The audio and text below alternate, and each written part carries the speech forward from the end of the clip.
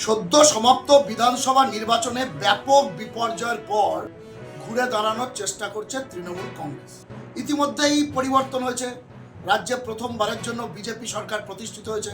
প্রথম বিজেপি সরকারের মুখ্যমন্ত্রী হয়েছেন শুভেন্দু অধিকারী। অন্যদিকে মমতা বন্দ্যোপাধ্যায় ফলাফল ঘোষণার প্রথম দুদিন নীরবে থাকার পর তিনি রবীন্দ্র জয়ন্তী পালন করেছেন। এরপর নিজে কলকাতা হাইকোর্টে গিয়ে ওকালতি করেছেন পোস্ট পোল ভায়োলেন্সের বিরুদ্ধে।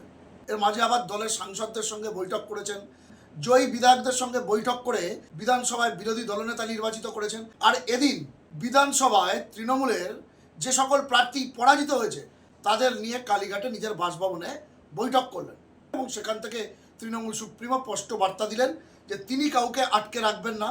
কারোর যদি মনে হয় দল ছেড়ে তারা চলে যাবেন, তারা যেতে পারেন। তিনি রিফর্ম করবেন, অর্থাৎ তিনি চেষ্টা করছেন নতুন করে নতুনভাবে দলকে খাড়া করার। কিন্তু এভাবে কি দল খাড়া হয়? হয় না। সেটা মমতা বন্দ্যোপাধ্যায়ের মতো বর্ষিয়ান অভিজ্ঞ বিচক্ষণ রাজনীতিবিদ আলবাদ জানেন। এর আগের কয়েকটি ভিডিওতে আমি বলেছিলাম যে ধরুন তৃণমূল কংগ্রেস এবার বিধানসভায় 80টা আসন নিয়ে প্রধান বিরোধী দল হয়েছে, কিন্তু এই 80টা আসন কি তৃণমূল কংগ্রেস আদৌ ধরে রাখতে পারবে?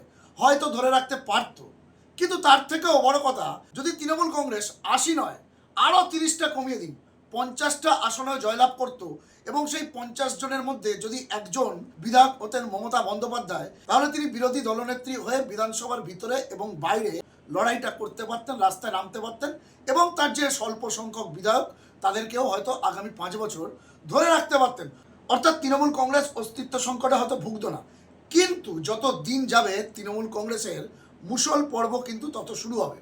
ইতিমধ্যেই দলের যুব নেতা থেকে শুরু করে বিভিন্ন পদাধিকারী, এমনকি কাকলি ঘোষ দস্তিদারের মতো সাংসদও কিন্তু দলের বিরুদ্ধে বিষোদ্গার শুরু করেছেন এবং দিন যত এগিয়ে যাবে এই বিষয়টি কিন্তু আরও বাড়তে থাকবে।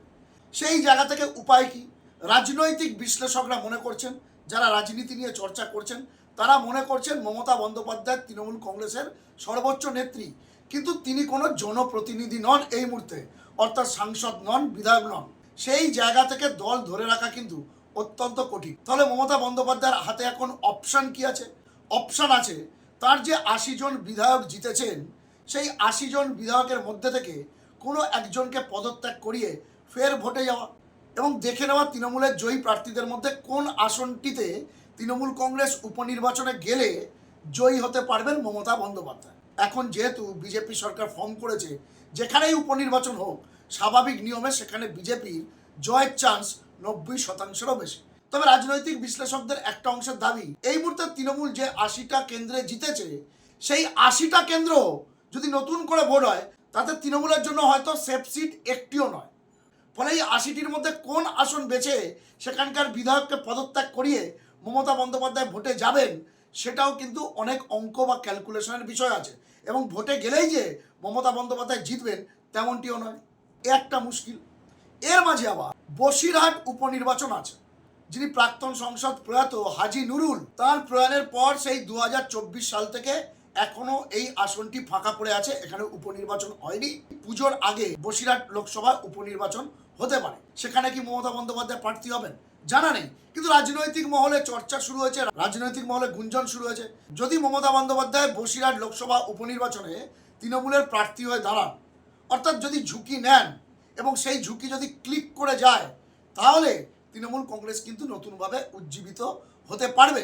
আমরা জানি না এমন কোনো বিষয় মমতা বন্দ্যোপাধ্যায়ের নিজের মাথায় আছে কিনা, তবে যদি থাকে তিনি নিশ্চয়ই ট্রাই করবেন বা বিষয়টি নিয়ে আলোচনা করবেন। এই প্রতিবেদনে আমি যদি ধরে নিই আসন্ন বসিরহাট লোকসভা উপনির্বাচনে তৃণমূল কংগ্রেস মমতা বন্দ্যোপাধ্যায়কে প্রার্থী করলো, তাহলে সেক্ষেত্রে এই মুহূর্তে পাটিগণিতের হিসাবে, অর্থাৎ 2024 লোকসভা এবং সদ্য সমাপ্ত 2026 হাই ভোল্টেজ বিধানসভা নির্বাচনের পর বসিরহাট কেন্দ্রের ভোটের পাটিগণিতের হিসাবটা কেমন, সেই জায়গা থেকে কি মমতা বন্দ্যোপাধ্যায় ঝুঁকি নিয়ে বসিরহাটে দাঁড়াবেন নাকি অন্য কোনো প্রার্থীকে দাঁড় করাবেন? যদি মমতা বন্দ্যোপাধ্যায় দাঁড়ান এবং জেতেন, তাহলে তৃণমূল কংগ্রেস 100% উজ্জীবিত হবে, সেটা বলার অপেক্ষা রাখে না। কিন্তু যদি মমতা বন্দ্যোপাধ্যায় হেরে যান, তাহলে তৃণমূল কংগ্রেস সেই দিনই, সেই মুহূর্তে উঠে যাবে, এ ব্যাপারেও কারো সন্দেহ নেই। যাই হোক, বসিরহাট উপনির্বাচন কবে হবে আমরা জানি না, শোনা যাচ্ছে পুজোর আগেই হয়ে যেতে পারে। কিন্তু আমি আপনাদের এই প্রতিবেদনের বাকি অংশে বসিরহাট কেন্দ্রের এই মুহূর্তে রাজনৈতিক সমীকরণ বা অঙ্কের পাটিগণিতের হিসাবটা ঠিক কি সেটা আপনাদের সামনে তুলে ধরছি। বসিরহাট লোকসভা কেন্দ্রটি মূলত 7টি বিধানসভা নিয়ে তৈরি। আপনারা স্ক্রিনের ডান দিকে দেখুন সেই 7টি বিধানসভা: বাদুরিয়া, হাড়োয়া, মিনাখা, সন্দেশখালী, বসিরহাট দক্ষিণ, বসিরহাট উত্তর এবং হিঙ্গলগঞ্জ।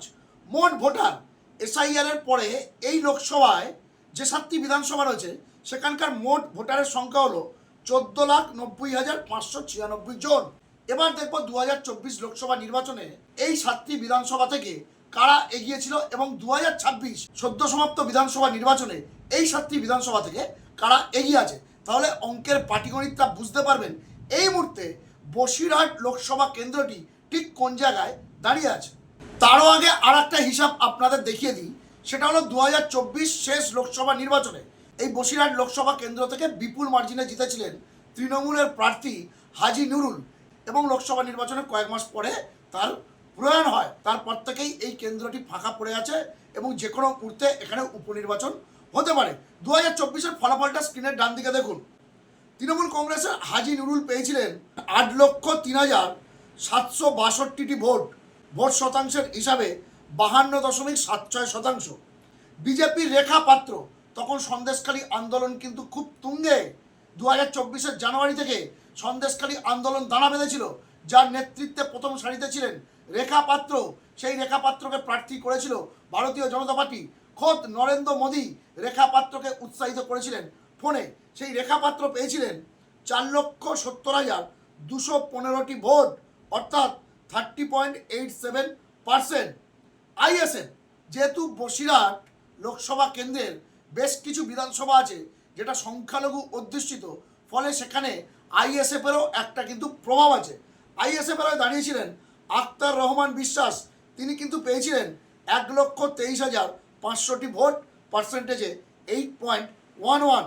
সিপিএমের প্রার্থীও দাঁড়িয়েছিলেন নিরাপদ সর্দার, তিনি কিন্তু একটা সময় বাম জমানায় সন্দেশখালীর বিধায়ক ছিলেন, তিনি পেয়েছিলেন 77,899টি ভোট, পার্সেন্টেজ হলো 5.11। এর বাইরে ইন্ডিপেন্ডেন্স এবং নোটা সব মিলিয়ে 2024 বসিরহাট লোকসভা নির্বাচনে তৃণমূল কংগ্রেস প্রার্থী 3,33,547 ভোটে জিতেছিলেন এবং রেখা পাত্র থেকে তৃণমূল কংগ্রেস প্রার্থীর ভোট পার্সেন্টেজ প্রায় 22% বেশি ছিল। তারপরই তৃণমূলের সাংসদ হাজি নুরুলের প্রয়াণ ঘটে এবং সেই লোকসভা আসনটি এখন ফাঁকা পড়ে আছে। যে কোনো মুহূর্তে সেখানে উপনির্বাচন হতে পারে, সূত্র মারফত খবর পুজোর আগেই হয়তো উপনির্বাচন হবে। এবারে দেখাই 2024-এ বসিরহাট লোকসভার অন্তর্গত যে 7টি বিধানসভা রয়েছে সেখান থেকে কোন দল এগিয়েছিলেন, কোন দল পিছিয়ে ছিল, আর 2026 বিধানসভা নির্বাচনের পর সেই আসনগুলি থেকে কোন দল কোথায় এগিয়ে আছে, কোথায় পিছিয়ে আছে, তাহলে পিকচারটা একেবারে ক্লিয়ার হয়ে যাবে। দর্শক বন্ধুরা দেখুন, বসিরহাট লোকসভার অন্তর্গত 7টি বিধানসভায় সদ্য সমাপ্ত 2026 বিধানসভা নির্বাচনে কে কোথায় এগিয়েছিল এবং 2024-এর লোকসভা নির্বাচনে বিধানসভা নিরিখে কে কোথায় এগিয়েছিল। দেখুন, বাদুরিয়া, যেখানে তৃণমূল কংগ্রেস প্রার্থী 40,061 ভোটে জিতেছে, আর 2024 লোকসভা নির্বাচনে এই বাদুরিয়া কেন্দ্র থেকে তৃণমূল কংগ্রেস প্রার্থী এগিয়েছিল 50,562 ভোটে। অর্থাৎ তৃণমূল কংগ্রেস এই ব্যাপক বিপর্যয়ের মধ্যে বাদুরিয়া আসনটি জিতলেও লোকসভা নিরিখে ভোট কমেছে প্রায় 10,000। এর পরের বিধানসভা হাড়োয়া, তৃণমূল কংগ্রেস প্রার্থী 49,341 ভোটে জিতেছে, কিন্তু 2024 লোকসভা নিরিখে এই বিধানসভায় তৃণমূল প্রার্থী এগিয়েছিল 1,10,991 ভোটে। মানে বুঝতে পারছেন, প্রায় 60,000-এরও বেশি ভোট তৃণমূল কংগ্রেসের কমেছে 2024-এর তুলনায়, যদিও প্রার্থী জিতেছে। এরপরে আসুন মিনাখা, তৃণমূল কংগ্রেস প্রার্থী এই বিপর্যয়ের মধ্যেও জিতেছে 32,292 ভোটে, কিন্তু লোকসভা নিরিখে এই মিনাখায় তৃণমূলের লিড ছিল 71,168, অর্থাৎ প্রায় 35,000 ভোট কিন্তু কমেছে। সন্দেশখালী, এই সন্দেশখালী কেন্দ্র থেকে গত লোকসভা নির্বাচনে বিজেপি প্রার্থী রেখা পাত্র কিন্তু লিড নিয়েছিল 8,387 ভোটে, আর এবার বিজেপি প্রার্থী জিতেছে 17,510 ভোটে, অর্থাৎ বিজেপির লিড কিন্তু বেড়েছে। হিঙ্গলগঞ্জ, তৃণমূল কংগ্রেসের দখলে ছিল এই আসনটি এবং 2024 সালেও তাদের লিড ছিল 10,507। এবারে তৃণমূল কংগ্রেস 2026-এ হেরেছে এবং বিজেপির জয়ের মার্জিন 5,421। বসিরহাট উত্তর 2024-এ তৃণমূল এগিয়েছিল 82,955 ভোটে। এবার তৃণমূল প্রার্থী জিতলেও সেই মার্জিনটা কমে হয়েছে 57,270। বসিরহাট দক্ষিণ লোকসভায় তৃণমূল কংগ্রেস প্রার্থী এগিয়েছিল 15,023 ভোটে। এবার তৃণমূল কংগ্রেস প্রার্থী জিতলেও সেই মার্জিনটা কমে হয়েছে 9,544।